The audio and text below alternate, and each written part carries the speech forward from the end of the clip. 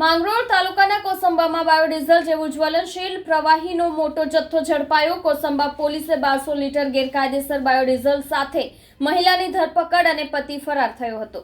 કોસંબા પોલીસે ગેરકાયદેસર બાયોડીઝલના વેપલા સામે મોટી કાર્યવાહી કરી છે। જૂના કોસંબા વિસ્તારમાં વોન્ટેડ આરોપી અકબર શેખના ઘરે દરોડા દરમિયાન પોલીસને મકાનની બહાર શંકાસ્પદ પ્રવાહી ભરેલી ટાંકી મળી આવી હતી।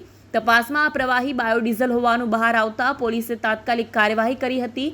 સ્થળ પરથી 2 ટાંકી 1200 લીટર બાયોડીઝલ અને એક મોટર મળી કુલ રૂપિયા 1.16 લાખનો મુદ્દામાલ જપ્ત કરવામાં આવ્યો છે, જેમાં બાયોડીઝલની કિંમત 96,000 રૂપિયા, ટાંકીની કિંમત 10,000 રૂપિયા અને મોટરની કિંમત 10,000 રૂપિયા આંકવામાં આવી છે।